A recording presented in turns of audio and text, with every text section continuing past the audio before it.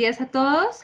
Bienvenidos a nuestro tercer día de Congreso de Ríos y Humedales. Hoy iniciamos con una charla muy especial con el profesor Ney.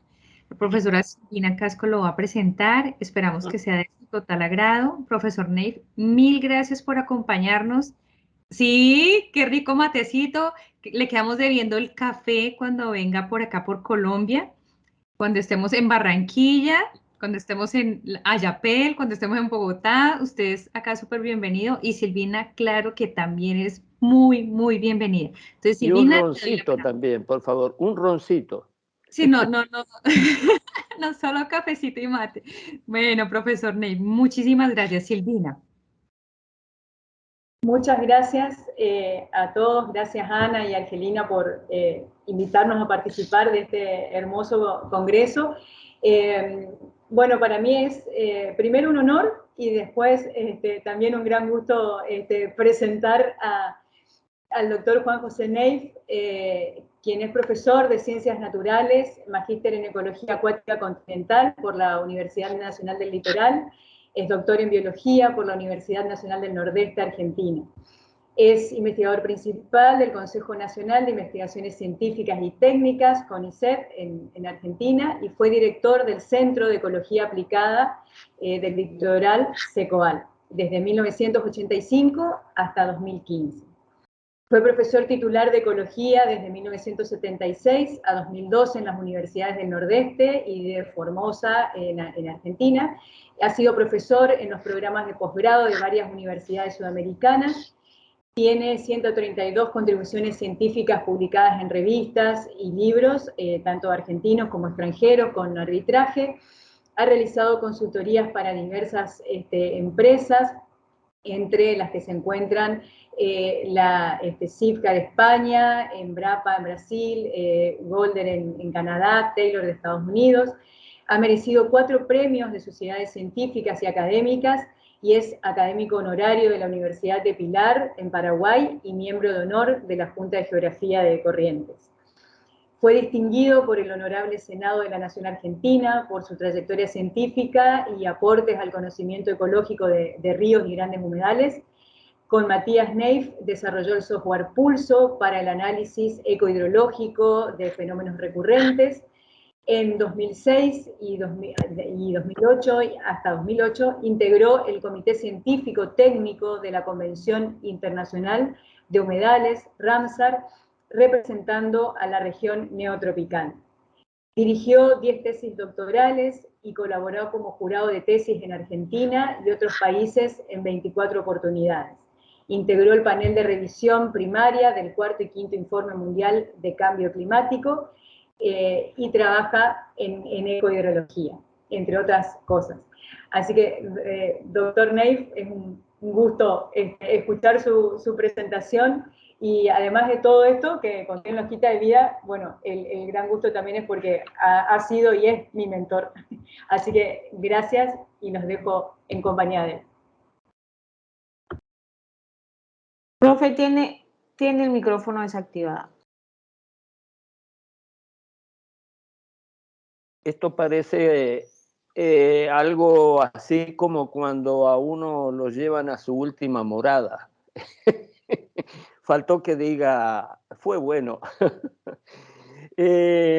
Bueno, un gusto grande saludarlos a todos. Por supuesto, el agradecimiento a la organización por la posibilidad de estar con ustedes. Y yo quise grabar la presentación porque tengo problemas de internet y no me gustaría que nos juegue una mala pasada y perdamos tiempo.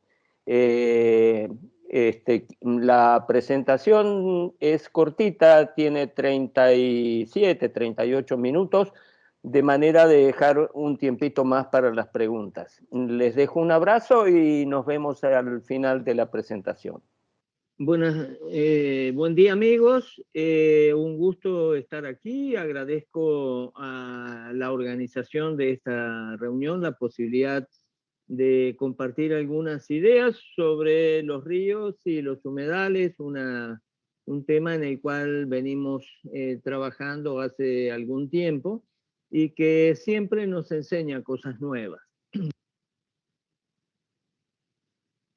Bueno, la preocupación se refiere al cambio climático y a la posibilidad de prever los cambios que podemos tener en la vegetación fluvial de la cuenca del Plata, más concretamente sobre el Paraná.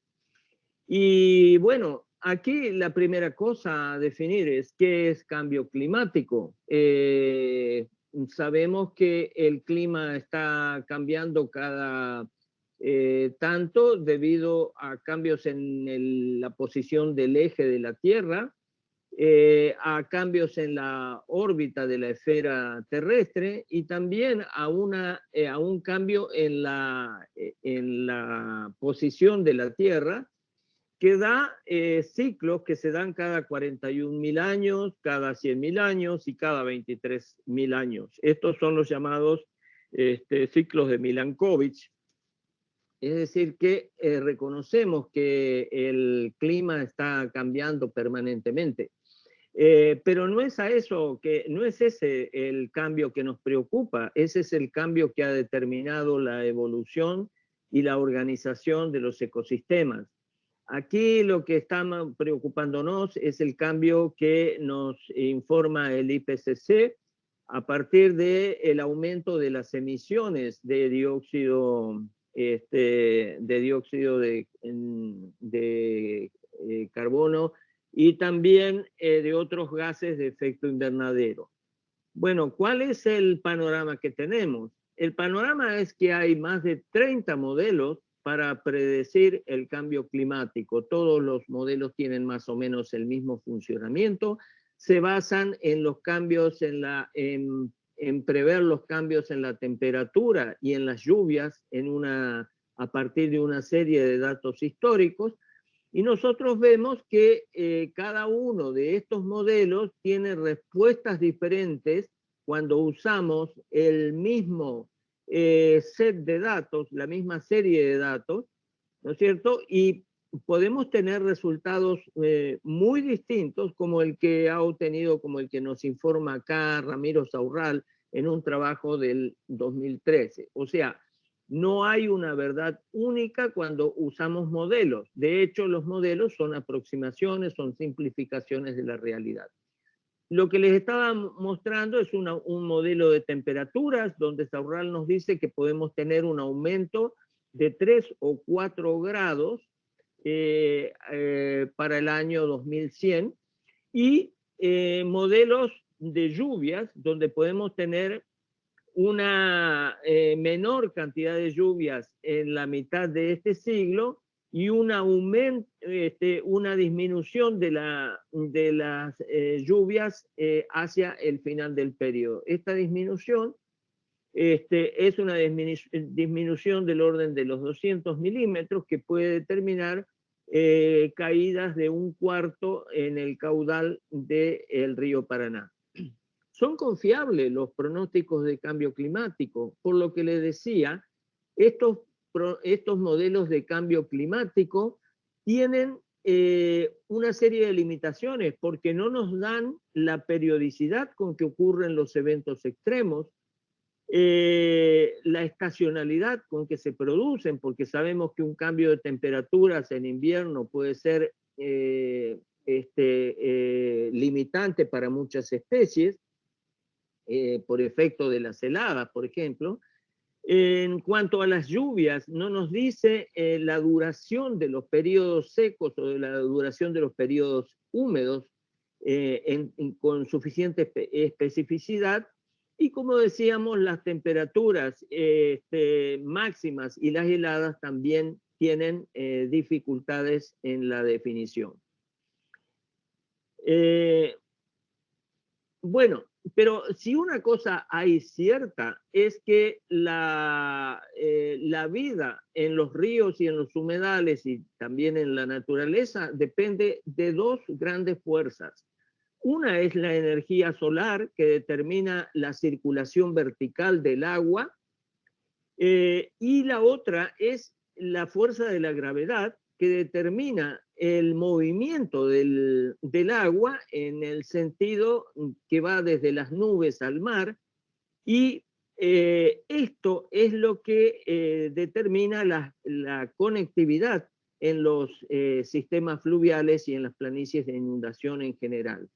De tal manera que nosotros sabemos, cuando hablamos de gravedad, estamos diciendo diferencias en el gradiente topográfico, que es lo que determina la posibilidad de conexión de los distintos paisajes con el río. Nosotros vemos en la planicie del Paraná que hay paisajes con distinto grado de conexión. Los que tienen aguas negras todavía no han recibido las aguas de inundación, en tanto que estos de aguas marrones, a pesar de estar más lejos del río, ya tienen el agua de inundación. Sabemos claramente que hay dos etapas, ¿no es cierto? Una es la etapa del limnofases, que es cuando los ambientes de las planicies inundables quedan desconectados del río, y un ambiente de inundación, una época de inundación llamada también potamofase, que es cuando hay procesos de homogeneización que son bastante conocidos. Nosotros sabemos, por distintos trabajos, que las especies no se distribuyen con igual frecuencia en ni hay el mismo número de especies en todo el gradiente topográfico, sino que hay sectores de la planicie de inundación que tienen más especies, y tenemos también las colas de esta distribución, que son los cuartiles, que son los lugares más sensibles. Esta es la parte más alta de la planicie de inundación y esta es la parte más baja.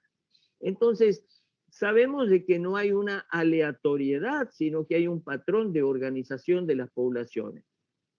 ¿Qué efecto puede tener el cambio climático global sobre la vegetación fluvial del Paraná y sus humedales?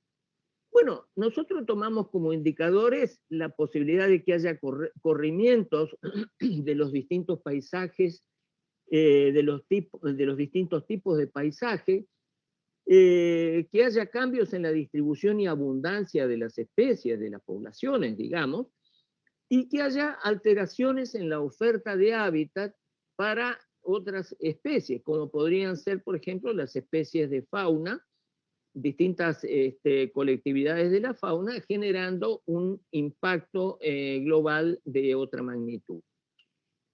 Nosotros tenemos aquí el río Paraná. Este es el embalse de Yacyretá. Vamos a ver más adelante esta misma diapositiva por otra cuestión que voy a abordar.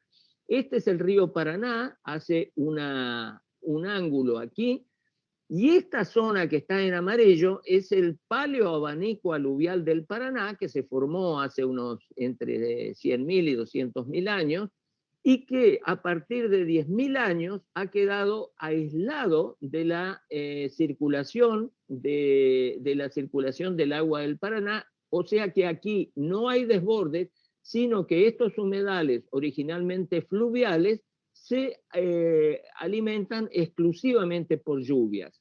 Aquí está la posición en Sudamérica, o sea, estamos en esta zona, unos 1.000 kilómetros al norte de Buenos Aires, para que tengan una idea, en el río Paraná. ¿Qué es el Iberá? El Iberá es un sistema de grandes lagunas. Esta es la laguna Iberá como tal, pero hay una docena de estos lagos que están rodeados por turberas tropicales. Hay otras lagunas menores de 100, 300, 500, 1.000 metros, que se encuentran en paisajes de sabana, son estas que están acá, estas lagunas, y algunas de ellas tienen suelos orgánicos de tipo turbera que están rodeando a las lagunas. Esos suelos orgánicos, esas turberas, tienen arriba vegetación palustre, y cuando tienen más de 2 metros de profundidad, soportan arbustos y hasta el peso de una persona. Se pueden liberar y formar islotes como estos por efecto del viento, y cuando ya tienen 3, 4 metros de espesor, soportan árboles. Y lo interesante es que esos árboles que nosotros tenemos en el Iberá, a pesar de haber quedado aislado del río Paraná hace 10.000 años, son las mismas especies que están en el río hoy, solamente con distintas características, distinta configuración. Bueno, este trabajo lo publicamos hace muy poquito en Wetland Science and Practice, y está referido, es una descripción del Iberá. El Iberá tiene 12.000 kilómetros cuadrados, es un paleoabanico fluvial alimentado por aguas de lluvia, es un hotspot de biodiversidad, tiene 1.654 especies de plantas superiores y 576 especies de algas registradas. Tiene 30% de las especies de aves de la Argentina, y tiene esas turberas que hablábamos de hasta 3 o 4 metros de profundidad. La variabilidad climática hasta hoy es lo que nosotros tomamos como base para comparar o para prever el grado de apartamiento que puede tener el sistema de soporte respecto de la sustentabilidad de la vegetación. ¿Qué es lo que podemos estudiar? Y los modelos climáticos usan, como decíamos, estos dos parámetros, temperaturas y lluvias. Entonces tomamos la serie histórica de datos diarios del Servicio Meteorológico Nacional de la Argentina. Se usó el modelo PRECIS, es un modelo inglés, que usa también no solamente la Argentina, sino Brasil, y tomamos las temperaturas, calculamos las temperaturas máximas y mínimas hasta el año 2100, para los dos escenarios climáticos previstos por el IPCC, que son el escenario A2 y el B2. No tengo acá, me falta una diapositiva. Y acá se puede ver que las temperaturas mínimas, de acuerdo al modelo PRECIS, a lo que prevé el modelo PRECIS, las temperaturas mínimas van a tener un cambio muy bajo, menos de 1 grado, y las temperaturas máximas que nos da el modelo van a tener aproximadamente 3 grados de diferencia cuando se comparan los datos actuales con los datos del año 2100. Para las lluvias, aquí están los dos en dos colores para el escenario A2 del IPCC y el B2, y las lluvias nosotros vemos que van a tener un pequeño cambio. En el escenario A2 vamos a tener un pequeño cambio de unos 150, 200 milímetros a mitad de este siglo, y un aumento hacia el año 2070. Ese aumento de lluvias va a ser más o menos de unos 400 milímetros, lo cual es un aumento que lo hemos graficado en estos mapas, y estos mapas nos dan la posición de las isoyetas, la distribución de las lluvias, y se ve que hay un gradiente de mayores precipitaciones, un gradiente de noreste a suroeste, de mayores precipitaciones, con una diferencia de unos 300 milímetros entre este punto y este otro. Ese es hasta el 2050, este es hasta el 2100, se ve la misma distribución de las lluvias, o sea, no se va a modificar espacialmente, lo que se va a modificar es la cantidad de lluvia en unos 400 milímetros. Bueno, las proyecciones de cambio climático en humedales. Las proyecciones de cambio climático son muy limitadas para las predicciones de cambio a nivel local. O sea, sí podemos establecer modelos confiables a nivel continental o a nivel regional, pero hay necesidad de adaptar estos modelos a un grano más grueso a nivel de escala local. A veces el problema es que no se dispone de suficiente información básica para modelos formales, para modelos numéricos, y esto es lo que pasa en toda Sudamérica. Lo hemos visto en la cuenca del Amazonas, donde hay espacios muy grandes en los cuales hay 20 o 30 años de información. Son muy pocos los lugares de Sudamérica donde hay más de 100 años de información. Entonces, esa ventana de tiempo es un soplo en la historia, es muy poquito para hacer previsiones de largo término. Es necesario estudiar la respuesta del sistema local a situaciones climáticas extremas en el pasado.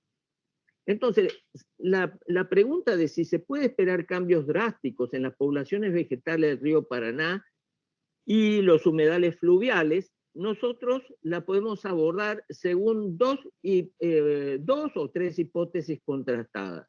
En la primera podemos decir que no se puede lograr, y para eso partiríamos de un escenario en el cual reconocemos el cabo, en el cual la probabilidad de predecir el cambio en los ecosistemas es prácticamente cero. Las plantas se distribuirían en forma aleatoria en el espacio y en el tiempo. El ambiente tiene igual receptividad en todas partes y las plantas tienen la misma posibilidad de colonizar en todas partes, lo cual sabemos que no es así. Existe un número infinito de combinaciones en esta suposición, y las interacciones serían infinitas entre especies en el espacio y en el tiempo. Habría un caos total y una entropía excesiva, lo cual hace que la organización sería próxima a cero.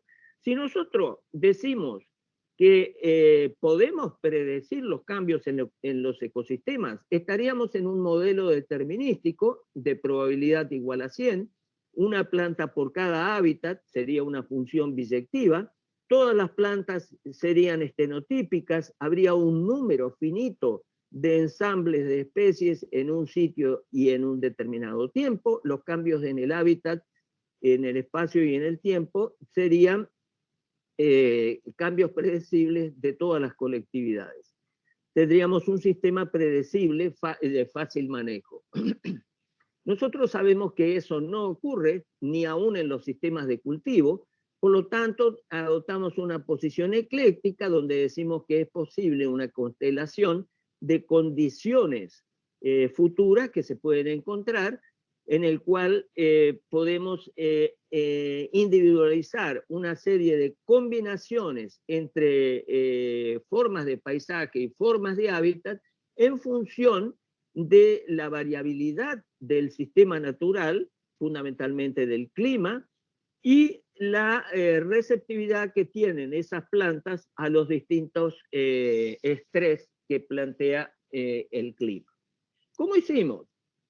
Bueno, lo primero fue saber cuál es la vida de ese humedal, y para eso hicimos dataciones de carbono 14 en el paisaje, y determinamos que las turberas más antiguas tienen 3.000 años. O sea que estamos en presencia de un paisaje actual. Los análisis polínicos indican que la vegetación es actual. No se encontró polen de especies fósiles. Hicimos perforaciones en distintas turberas y en distintas lagunas, en el borde de laguna también, lo cual coincide con otros estudios que hicieron otros investigadores. Acá hay un dato interesante: la mayor concentración de polen está a 1,20 m por debajo del nivel superficial del suelo de la turbera. ¿Qué significa eso? Que cuando se han producido bajantes extremas, secas extremas en el humedal, en estos 3.000 años, el agua por tensión superficial arrastró el polen y lo concentró a 1,20 m, de tal manera que este nivel de 1,20 m nos está determinando el nivel mínimo histórico de fluctuación del agua. Entonces, nos faltaba establecer el nivel máximo de anegamiento, de inundación que puede tener el humedal, y para eso estudiamos las marcas que estaban en los árboles de la gran inundación del Gran Niño que tuvimos, que fue en el año 1982-83, y encontramos que las marcas estaban a 60 centímetros sobre el suelo. Eso significa que teníamos el nivel mínimo y el nivel máximo de fluctuación del sistema. Estudiamos series hidrológicas para establecer la variabilidad hidrológica y ver qué respuesta tenían los ecosistemas a esa variabilidad hidrológica. ¿Cuánto depende cada población de fauna, de planta, de persona de esa variabilidad hidrológica? ¿Hay relaciones entre los parches de paisaje y los periodos de suelo seco inundado? Sabemos que sí. ¿Cuál es la resiliencia del sistema? Entonces lo que hicimos fue comparar la serie propia del río en la misma latitud, en el punto más próximo a Iberá, y la serie que se da a partir de que el Iberá queda aislado. Tomamos desde 1929 en adelante, esta es una serie parcial, y lo que le quiero mostrar es que ha cambiado la función de pulsos, la variabilidad del sistema, y es por eso que el Iberá tiene la misma configuración de especies que el río Paraná, pero tiene mayor número de especies. O sea, la disminución de la variabilidad determinó un aumento en la diversidad específica. Entonces buscamos, en la serie hidrológica de Iberá, buscamos un periodo, el periodo un periodo que llamamos normal de datos, y un periodo de pocas precipitaciones, un periodo seco, y así comparamos los datos que teníamos de plantas en dos situaciones. Una fue en el año 1976-1977, que fue un año de lluvias normales, y con otra situación en el año 2007-2008, que consideramos un periodo seco, es decir, 30 años después. Un periodo normal contra un año súper seco. Eso nos daba la estabilidad o la resiliencia del sistema a las fases secas extremas. Nosotros encontramos en el periodo de máxima seca, encontramos 120 especies, y en el periodo normal habíamos encontrado 117 especies. O sea, prácticamente la misma configuración en lo que hace a riqueza de especies. En ambos periodos, las hiperáceas y las poáceas fueron los grupos dominantes. La beta diversidad indica mayor heterogeneidad en el periodo seco, lo cual ya habíamos visto en otros humedales. En escala de todo el humedal, la tasa de cambio de especies fue baja en ambos escenarios climáticos. La composición florística y el espectro de bioformas sufrió cambios menores. Esto lo publicamos en una revista que es Biodiversity and Conservation, en el cual comparamos la composición de la vegetación del Iberá en esas dos fases, en la fase normal de 1976-77, que está en columnas negras, y la fase de sequía extrema de 2007-2008. Ustedes ven que los cambios en la riqueza de especies, en las distintas bioformas, es decir, arraigadas sumergidas, sumergidas libres, arraigadas con hojas flotantes, flotantes libres, y plantas emergentes, que son las que están con la letra E, esos cambios son cambios menores cuando se comparan dos situaciones de estrés extremo. En escala de paisaje, ¿podrán los humedales fluviales de la Cuenca del Plata superar las consecuencias del cambio climático global? Ahí publicamos un trabajo en Plant Ecology para dos especies pioneras de las islas del río Paraná, y en ese trabajo demostramos que las especies fluviales tienen nichos muy amplios. Los rombitos son Salis humboldtiana y los cuadraditos son Tesaria integrifolia, estas son las líneas de tendencia, nosotros demostramos que las especies fluviales en general, estas son pioneras, pero las especies fluviales en general tienen un rango muy amplio de colonización en las islas, con los cuales la cantidad de días de suelo inundado y de suelo seco es muy amplio, o sea, tienen una plasticidad enorme, son especies eurítípicas.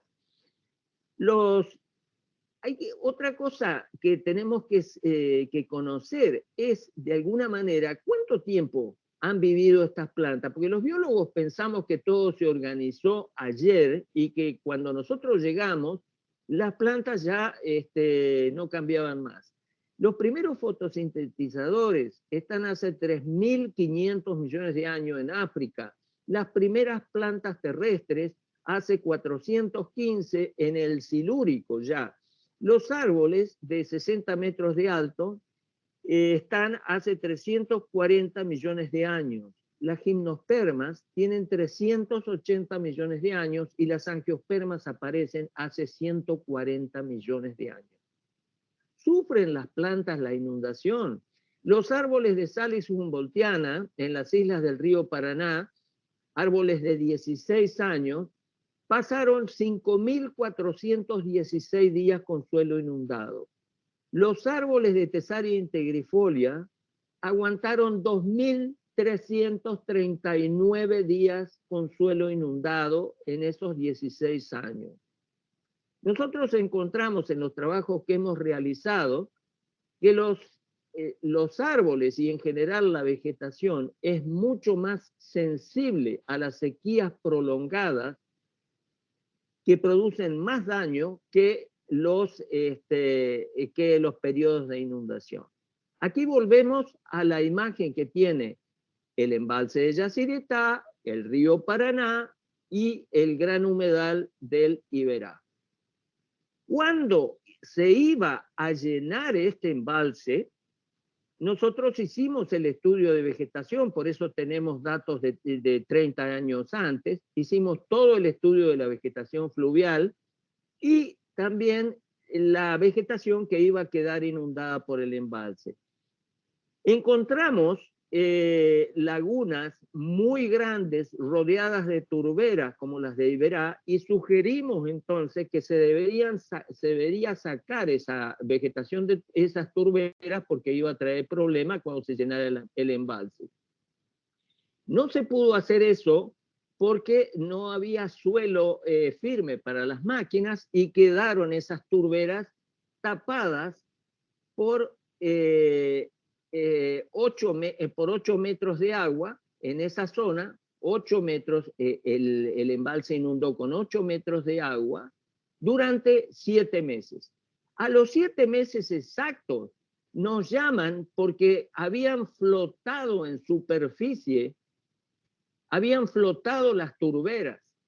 Y de lejos se veía verde esas islas flotantes. Cuando nos acercamos, resultó ser de que no eran plantas nuevas que habían germinado de semilla, sino que eran las mismas plantas que estaban en la turbera, que habían estado sumergidas por 8 metros de agua durante 7 meses, eran las mismas plantas de las turberas de Yacyretá, que a su vez son las mismas de Iberá, que habían quedado sepultadas por el agua. Entonces, rebrotaron normalmente. El otro extremo, esta foto la tomé en el Pantanal y son las fotos que nos venden como postales, diciéndonos que hay una rica diversidad en el Pantanal, que los humedales tienen una diversidad incomparable con otros sistemas. Y depende cuándo usted lo tome.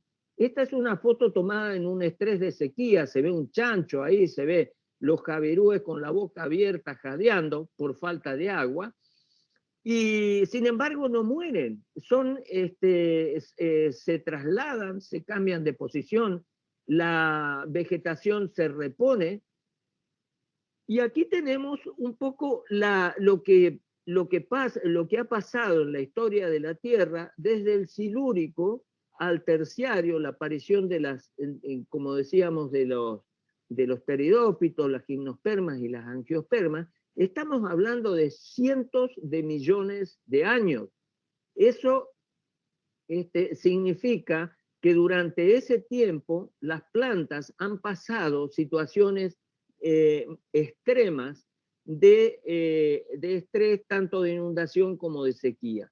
Aquí tenemos una carpeta de Azolla caroliniana, un helechito. Este fue tomado en la laguna de Tacarigua, en el lindera con el mar Caribe. Y uno dice, esta plantita, ¿cuándo se originó?